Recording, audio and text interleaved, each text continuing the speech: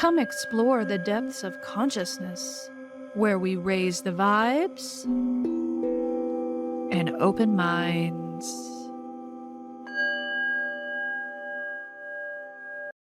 Coming up on this episode. There were 3 UFOs, and they appeared to be following us, or at least going in the same direction we were going. And then they zipped like that. It was incredible. I was conscious and aware that something was pulling me outside, and I couldn't stop it. I heard telepathically a man's voice. He said, "Do not be afraid, for only you can hear me." And I was like, okay, I'm having some kind of experience here. Welcome to Grounded Galactic Twins podcast. I'm Allison. I'm Emily. Today we have a first exclusive interview with a lifelong experiencer with paranormal and ETs, and we're going to jump into her story. Gail, why don't you just introduce yourself?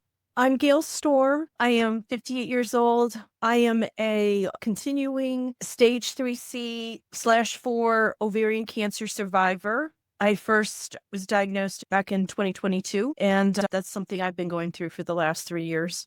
I'm adopted, and I started working in my parents' restaurant when I was about 6 years old. That was one of the first experiences I had with a UFO. I worked in the special needs field in many different capacities for the past 26 years. The last 10 years, I taught in the classroom. I also, for 16 years, was a CPR instructor for the American Heart Association. I'm a makeup artist, and I also did part-time caregiving. So I've done a lot of different things. So I understand that you have been having weird experiences since you were very young. Take us back to your first memory of something being a little strange in your life. Yeah, so as I said before, my parents owned a restaurant, and one evening, it was a very clear evening. We had just left our restaurant. It was probably about 11 o'clock at night, and it had usually taken us about 45 minutes to get home. And I'm from Michigan, by the way. So our restaurant was in Scottville, and we lived on Hamlin Lake. So it was about a 45-minute drive. When we left the restaurant, my dad looked up into the sky and said, "Oh my gosh, look, there were 3 UFOs, and they appeared to be following us, or at least going in the same direction we were going." They went the whole way. Now, my father was a no-nonsense kind of guy. He was a character. He was a sweetheart. So for my dad to see that and acknowledge what they were was a big thing. They followed us the whole way as we got out of our car. I remember as we were driving into the driveway, I was still looking, and they followed us. Then they started hovering. They didn't move after that. They were hovering. Then we got out of our car, and my dad was just like, he couldn't believe it. And then they zipped like that. It was incredible. Can you give us your best description of what they looked like? Were they all the same? They were all the same. All 3 of them looked alike, and they had lights going all around them, all different colored lights. I call them like Christmas lights, where you have the blue and the green and the yellow and the orange and right? But they were perfectly round. I mean, in my child's mind, they were perfectly round. They were exactly the same, and they had the same lights, and they were like pulsating. I'm curious, did it appear like they were in one formation, like say they were a fixed distance apart? Yes. Okay. And they stayed in that same formation the whole time? Did they ever break off into like a different? No, not until they left. When they went to zip off, it's kind of different. It's like one goes this way, this way. When you think about it, it looked like an upside down triangle, and then they were gone. When you describe them as round in shape, do you mean like a ball or like a Yes.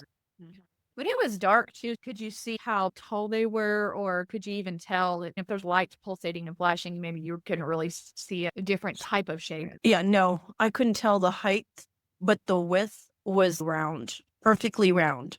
Did you have any sense of the size or scale of them as compared to, say, the car you were driving in? Oh, they were definitely bigger than our car. And they were low. When you think about it, they weren't really that high up because we were able to see them. And like I said, my dad was a no-nonsense type of person. For him to believe in what he was seeing, and he would tell people, he wasn't shy about it. My mom was in awe.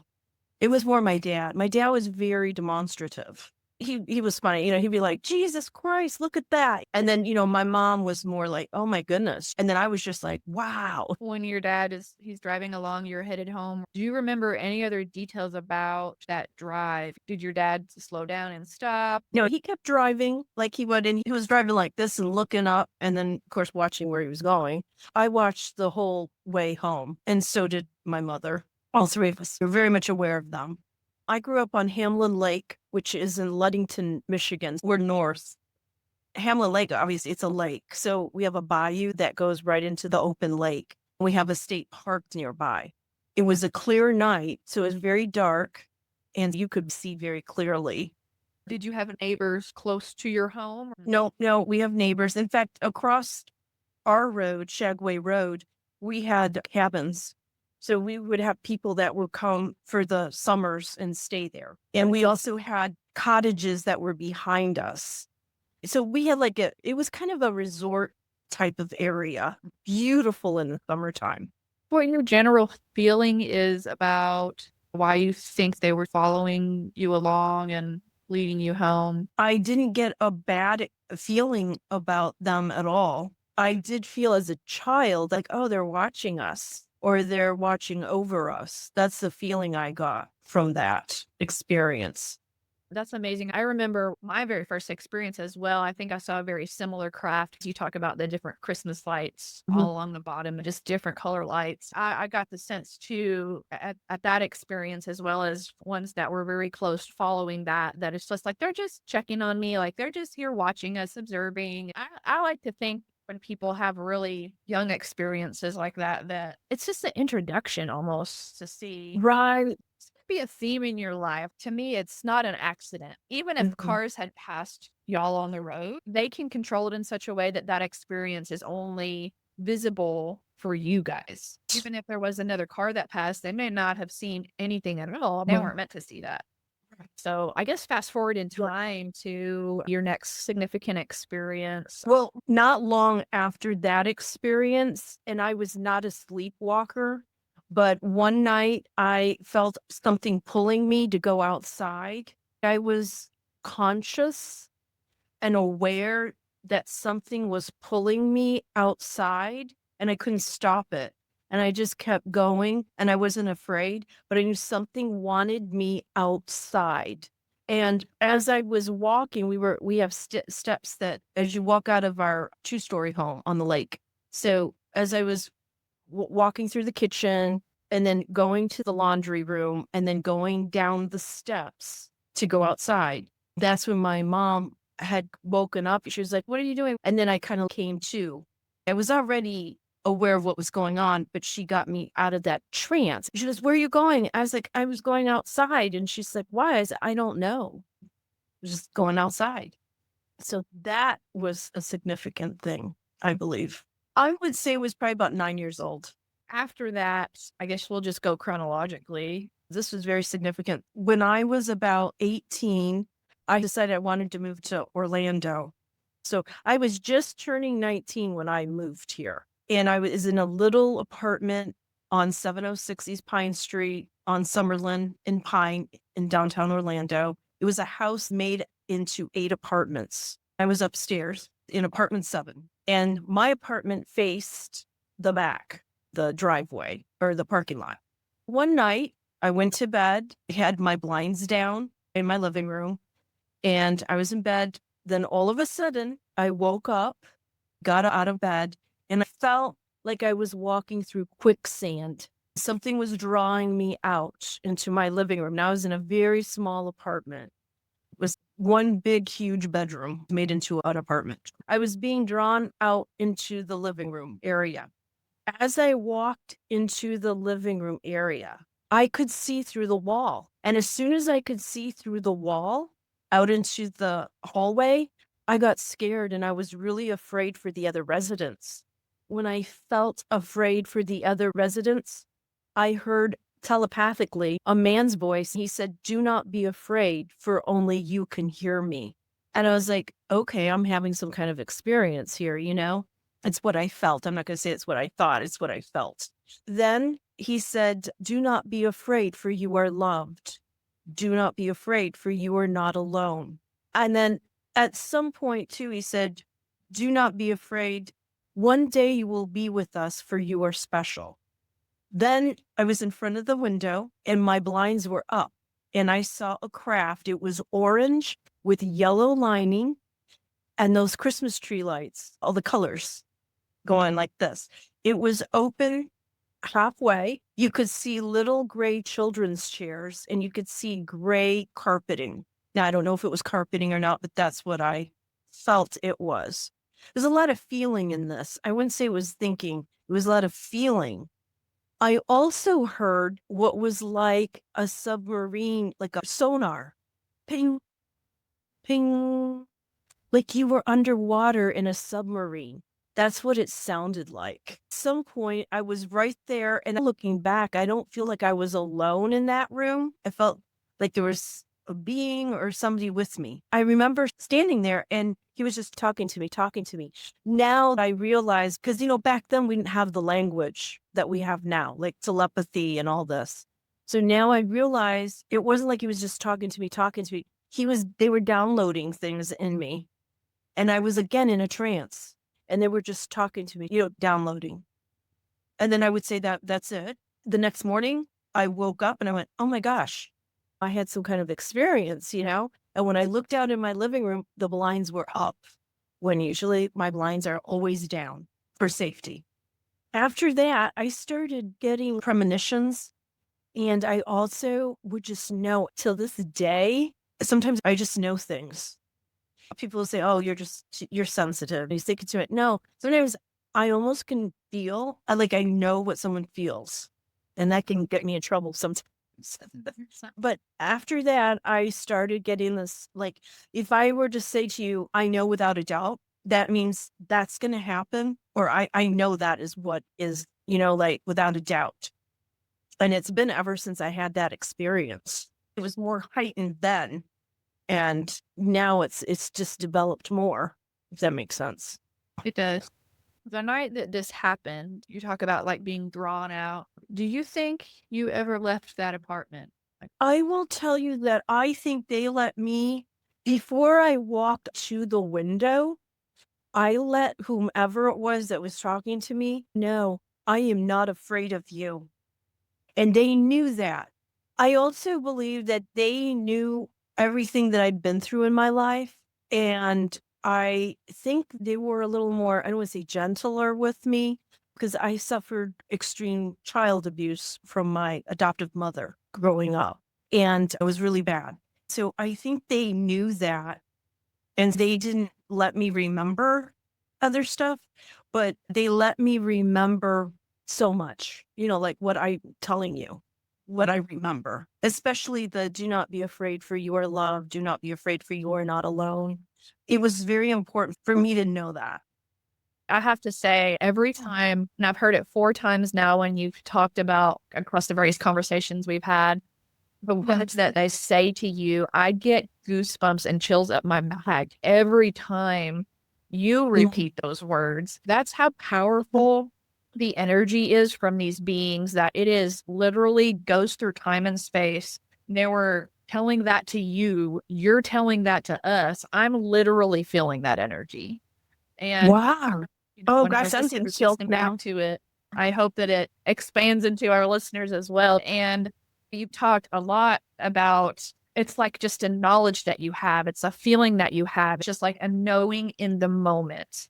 And I've had Yes. a lot of ET experiences where it was exactly like that. Like, I know what I need to know when I need to know it. And that's the only time I need to know it. I can really feel that they do allow us to remember the parts that we can take with us into future experiences, that it's okay. We don't have to be afraid. They're very loving. I'm really glad that you remember that part of it. Wouldn't be surprised if you have had interactions with them on their ships and just don't remember that part. Remember, it sounded like sonar, like being in a submarine. So maybe I was on there and just remember the sound of that, because that's what I would hear, like bing. Mm. Yeah, it's just amazing. But I do remember that. You talked about they're giving you these downloads, and then since this experience, you've had this ability, some foresight, some power of extreme empathy. Do you feel this was something they gave to you, or is it more of, do you think they unlocked this in you, was already there? Could have unlocked it. Now, I know that with children that suffer severe trauma, like I did, the abuse and everything, I had to be like 3 steps ahead of my mother. So I had already learned to be hyper alert and to kind of guess, where's this going? What is this? So maybe, yes, they either unlocked that, what I already maybe had developed a little bit of, or yeah. Like, turned up the volume on your superpower. And it saved me a lot because I was so pure and sweet and I was so gullible and naive. I'm glad they gave me that because it got me out of some trouble sometimes because I could be used real easily. Right after that, I went to work. I did tell a coworker of mine and we were talking. She was like, oh my gosh. And then I told her, I said, that's so weird. It's like I knew when something was going to happen or I started feeling those things, Yeah, I definitely think they unlocked it. I've heard a lot of stories of people that have had similar after effects where they're more intuitive or whatever it is for them, those sort of extrasensory or psychic abilities that I think all humans do have. But we learn really early on that it's somehow magic or it's make believe. It's a beautiful gift that comes out of people that have had experiences like this, that they have this widened awareness that can then benefit them in their life and help them make decisions. Yes. And then you have to learn how to shut it off. And if you can't shut it off, you have to learn how to accept. Let's say somebody doesn't like you for some reason, or they're judgmental of you. You have to say, okay, well, unless they talk to me and they tell me, I'm not going to own this. That's on them. That's where you have to go with these things because sometimes it's so open that you don't know how to shut it off. And I struggle with that a lot. I try. And the way I do it is just say, okay, well, I'm getting this from this person really strong and I'm not going to deal with it because it's about them, not about me. And it's very real. It's like that's what they did, but it doesn't come with instructions. You have to figure it out on your own. After that, I met a young man. He was Asian. I really wish I could have remembered his name. He had a lot of experiences and we were like, oh, you look so familiar. And we looked so familiar to each other. And he was really big into politics. He was in his 20s. At that time, I was 19. He was maybe a couple of years older than me.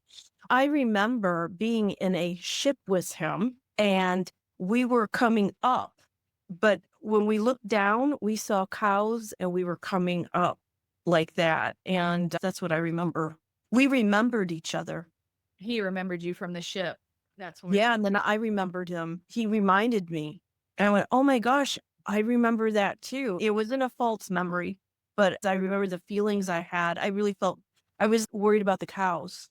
A little while after you had this experience at the apartment you described a while ago, how much after was this recovered memory? Not long. I think I met him maybe a few months after that. I was out and I met him through friends that I was friends with at the time.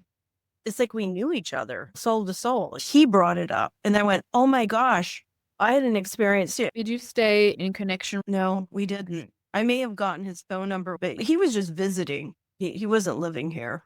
I just remember he was from the Carolinas and he was real into politics. He was Asian.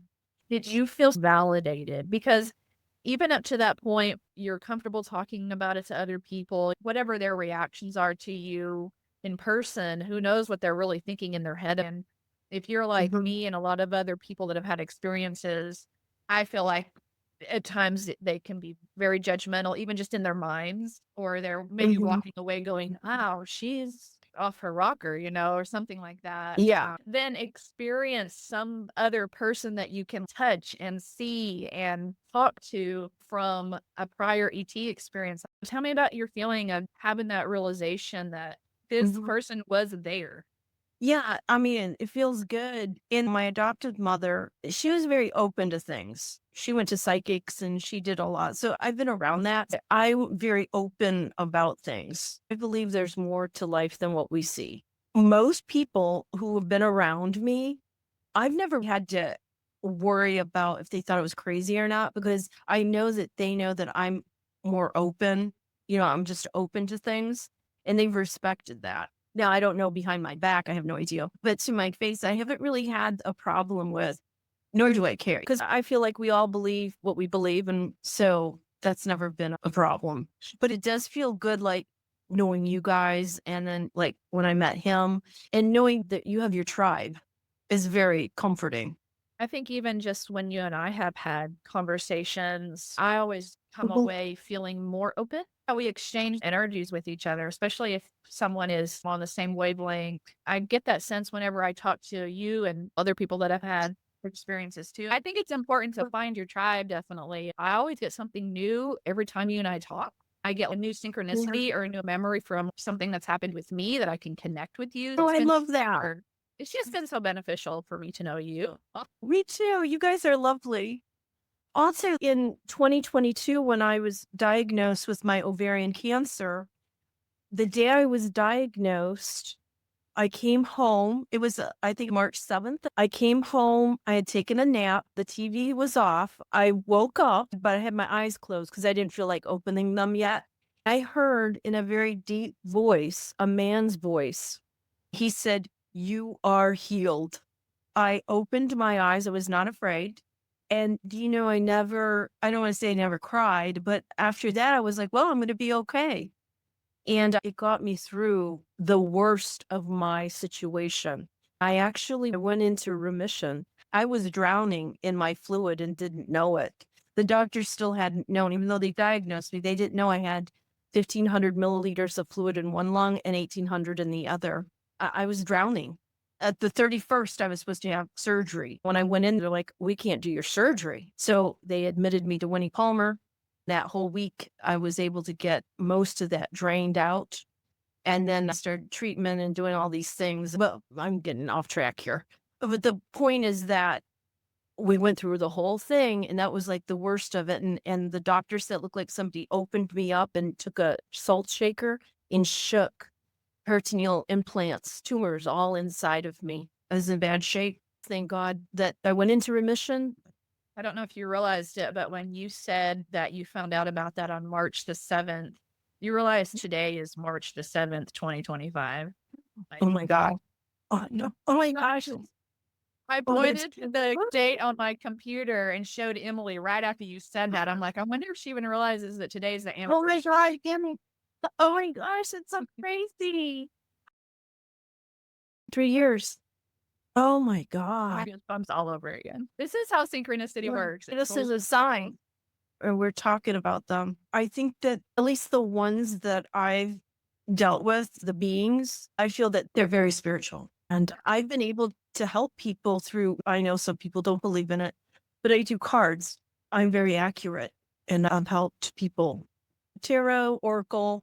In between this time, I did have, I would say it's a dream, but really one night, it's like I went up into the universe and I say it was a bumblebee, but now looking back, it's not a bumblebee. I had listened to this lady on YouTube. She described them and she described a bumblebee, but it wasn't a bumblebee. It was the extraterrestrial, but they have those big eyes. So they look like bumblebees. So it's kind of like in my mind, it looked like a bumblebee. But this being and I were so connected. It's like we missed each other. And I still remember that feeling. It's the most beautiful feeling to have that connection with somebody. And that was that being. And we were like, oh no, I miss you so much. I miss being here so much. But it was like, yeah, but you got to go back. You have to go back to do whatever. But I just remember that moment with that being. I've heard you talk a few times now about the voice that you would hear, and it's very comforting. Do you think this is the same being that's continually contacting you? I felt like that was honestly, and maybe it's just that I have to give credit to God. So that was an angel or it was God. because it was so commanding. It was a deeper voice. The being that I heard who said, "Do not be afraid, for you are not alone. One day you will be with us, for you are special." That was a different tone. It was a different voice. This voice that said, "You are healed," it was like a beautiful, okay, I'm just going to say it like this. It was like a deep, beautiful man with a very deep, smooth voice that you could not, like, I was not afraid. And I knew that I was going to be okay. So I know that was from the spirit realm. That was God, Jesus, or it was an angel. Because then after that, I turned on the TV and I turned on the super channel. I just remember a young lady was talking on there. She was giving her testimony and I started to cry. It wasn't about anything she was saying. I just remember when you feel overwhelmed with emotion, it's either God wants you to talk to him or he wants to talk to you. So I turned the TV off and I started talking to God. And I told him that thank you and that to give me another chance because I had just started my coaching services and I wanted to continue being of service and that if he would please give me that. I know people say we're not supposed to make a deal with God. I don't believe that. I believe God listens like a parent does. And you say, look, if I do this, will you just give me a chance? And what does a parent, if it's good, parents say, okay, you know what? I'm going to give you this chance. When I was 9 years old and my mother was going through a rage and I hid from her. And when I hid from her, I prayed to God. Now, we didn't go to church. So I kind of knew about God, but not so much. But I prayed to God and I said, God, if you take her out of my life, I don't want anything bad to happen to her. Never want her to be hurt. But will you please take her out of my life? I will be of service to you for the rest of my life. I can't do this anymore. 3 years later, he took her out of my life and I never saw her since. I believe God listens and does it in his own timing when he feels it's right. So I did it again with him. I talked with him again that day. I believe he's real. And I believe these beings are a part of that too, because God didn't just make us in his image. I think he made them too. They're a part of God. And you have good ones, you bad ones, just like us. You have to have that balance, the yin and yang. They are very spiritual beings. I've had that experience as well. I don't want to put hierarchy on it, like, okay, you've got God, then angels, then this, and all these dimensional beings, and then down to little humans, and then you got 2D and 1D. I don't think it's anything like, oh, better or worse. It's just different. The higher levels that you go, it is more positive. It is more godlike. It just has to make sense that way in the way existence is structured. The higher you go up in vibration, the more capacity you have for compassion and that unconditional love. I know a lot of people that have had near-death experiences that have felt God's unconditional love when they've had their experience and they've never had anything like it since, never had anything like it before. It's so Right. indescribable, but I've had similar experiences with ET beings that felt a lot like that. I just think that's the vibration they're giving off. They're willing to match that and be in that frequency, then we can feel it in its full force. It's life altering. When I hear people making comments or being judgmental about someone having just a life altering experience that is very real to them, and someone Yes. saying you're making it up or go get checked out. I mean, it's just unfortunate. When I went to the doctor, I had that experience where it said, you are healed. I could have people say, oh, well, you had chemo. It's the chemo that you hear that. It's like, no, I don't think so. And why can't it be all of the above? Yes, the doctors are helping. Yes, the medicine is helping. Yes, my friends are helping. Yes, the angels are helping to have an impact on your life. People shouldn't shut the door on help. Ask your spirit guides, ask the angels, ask friends, ask them for help. They're going to give it to you one way or another. They're going to find a way to help you. So I think it's really ironic. Just give you a little context. I just joined a church and never thought I would be an official church member. I've been going to the church for about a year now, and during church, people are having what I would describe as out of body, super spiritual experiences. Those are normalized in our society. My wife would describe it as you've got the spirit in you, you're feeling the spirit. People like you who have had these otherworldly, supernatural experiences that might be an extraterrestrial. How is that so out of the realm of a belief? If we can accept Right. one, why we can't accept the other? Well, it's because people are calling them supernatural instead of spiritual, because to the experience, Right. it's spiritual, but to the outside world, it seems supernatural. And they go, well, supernatural means it's not real. There's definitely a group of people that are like, you're messing with the devil or this and that. And I'm like, I don't think so. There's a lot of different Yeah. perspectives. But you have basically devoted your life in service to others. We talked previously about, you worked with kids that are on the autism spectrum or Yes. neurodivergent or have particular challenges or disabilities. Do you think that your experiences with ETs have helped you with that in some way? Yeah. So when I worked in the group home, I had two individuals. One was autistic and had Down syndrome. He was nonverbal. And the other one was nonverbal and had autism. They had severe autism. For whatever reason, normally my coworkers, the staff didn't want to deal with those two. And I love them. And I was like, why don't you want to ever? It's like everybody was always giving me the ones they didn't want to deal with. I hated that, but good for me because I love them. So anyway, I would take them out and we would go sit on the swing. It was a group home, so they had an acreage and then you could walk out and they had those big swings. So you could set 3 or 4 people. Normally, the older, bigger young man would stand, but the other one would sit with me and he was ambidextrous. I think I'm saying that right. So he always stood like this and he would put his feet up like this. Oh, he was just so sweet.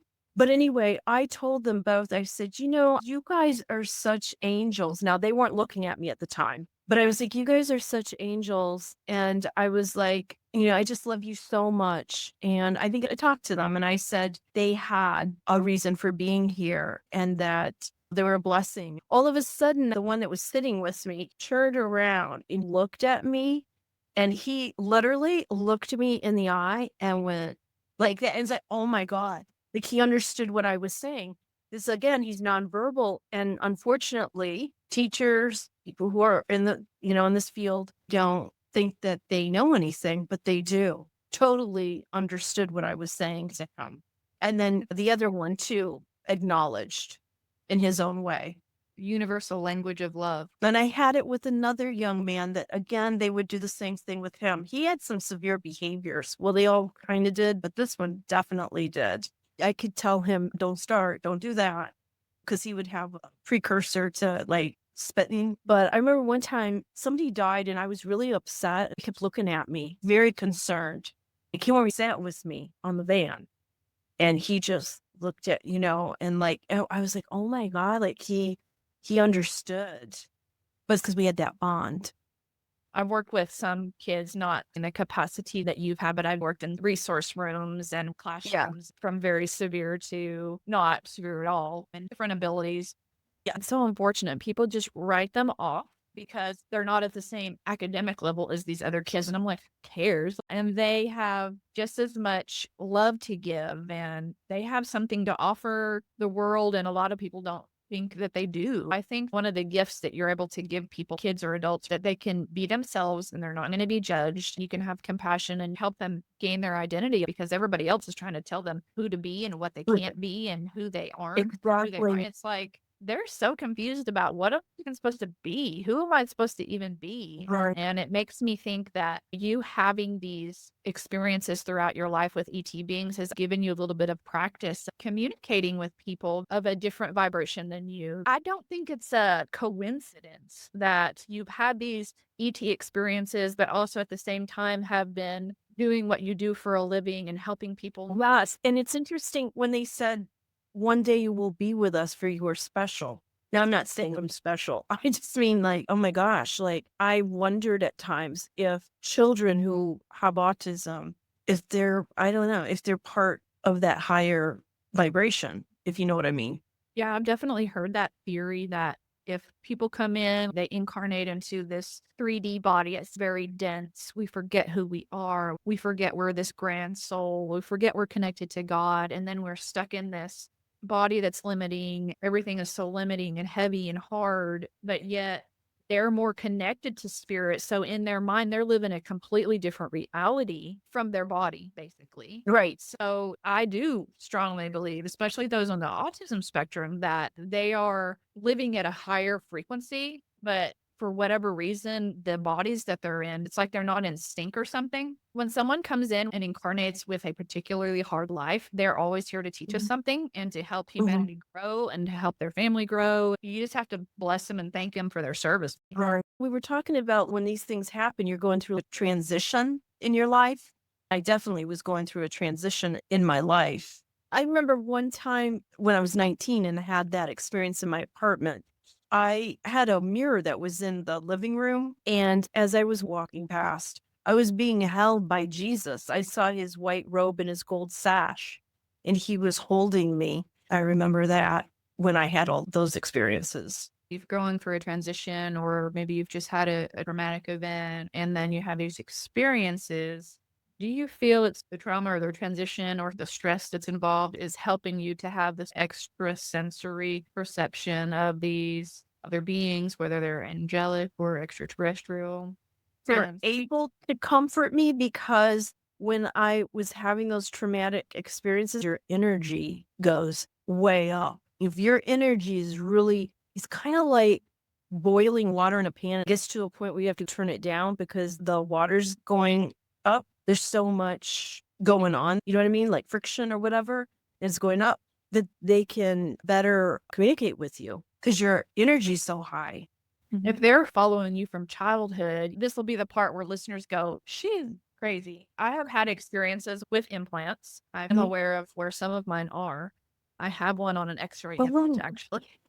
They're monitoring us. So when we're going through things that are particularly traumatic, it's pinging something on their radar that's like, okay, let's go check in. Let's see what we can do to help. They may be in such a state that they don't even know they can ask for help. My more profound experiences have been around more stressful, traumatic events in my life. And I've had several others that are just out of the blue that seem like there's nothing really going on. The more profound ones have definitely been around those major life events and transitions, you know. I remember one night, some people saying, "Oh, you look so laid back. Life is easy for you," or this or that. I always had high anxiety about life. I was never comfortable in my life. Even though I like being alone, it was stressful for me being alone. It's like if I'm going to struggle in life, I want to struggle with someone.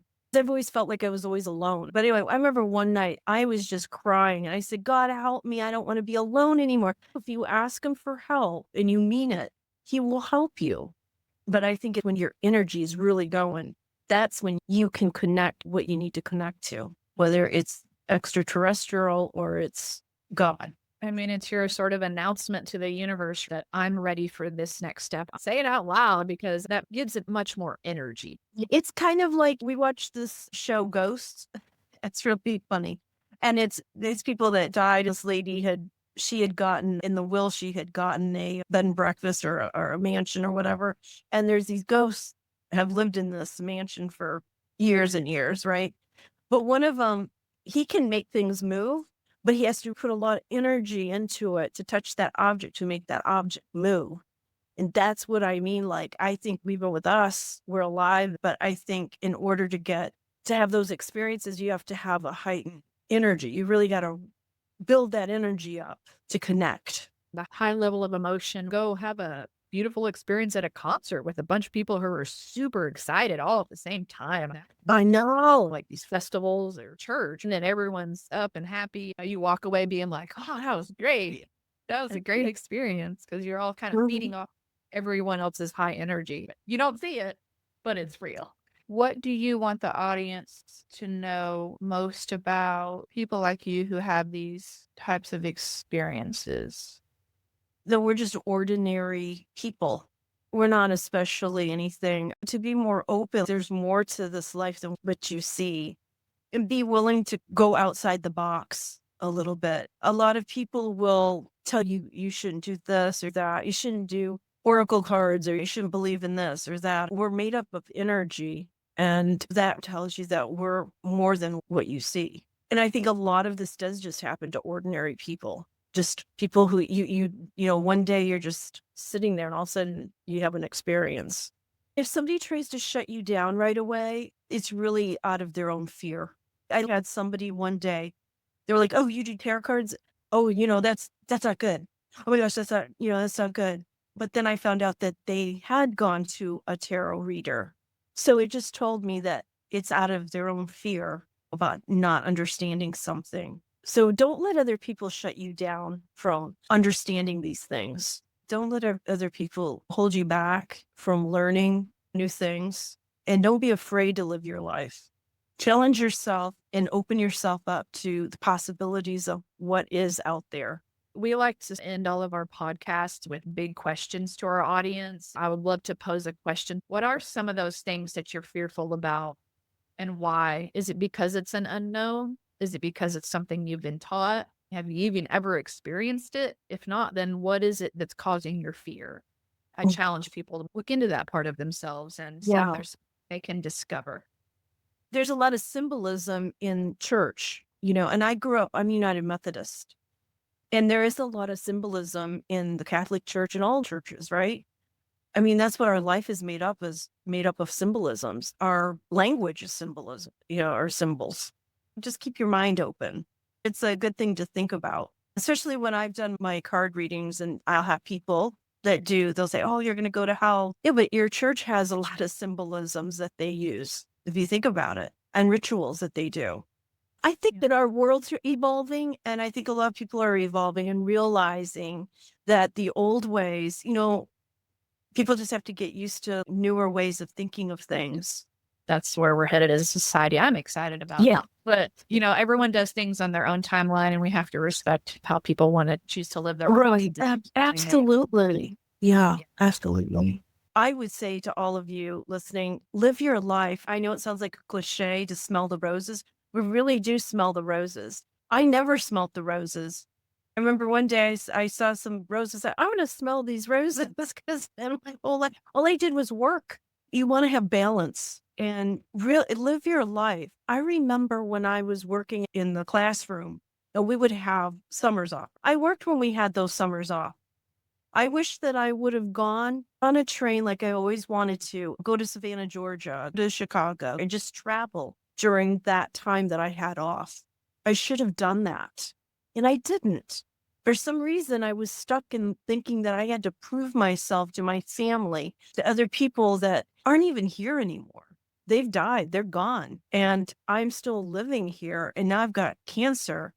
And it's like, what did I do with my life? Don't do that. Don't be that person that doesn't live. You don't have to prove anything to anyone. I am very spiritual with God and Jesus and everything. I dedicate my life to be of service. But other than that, you take care of you. Stop trying to prove yourself to people because you're not going to make everybody happy. And not everybody's going to like you. And that's okay. You'll have your own tribe, the people that love you, respect you, and that's what matters. If there's a teacher listening, save your money during the year, put something in savings, and also save some money for the time that you're going to be off during the summer and get on that train or plane and go visit the world. Don't prove yourself to your family or your friends or anybody else. It doesn't matter. What matters is that you're present in your life and you live your life. You just wrapped up basically our whole mission for this podcast because we want to give people back their power to live. What a blessing it has been to have this conversation. One more thing, you empower yourself and don't ever give your power to anyone. Don't ever let anyone think that they are in charge of your life or that they control your life. Don't ever do that. Ever, ever, ever. I think that's beautiful, and especially for women to hear. Yes. Women and young people, women and young people. Awesome. Thank you so much. And if anybody out there listening wants to share their story, groundedgalactic@gmail.com, or you can find us on Facebook and Instagram and reach out to us, and we would love to hear your story as well. Thank you for listening.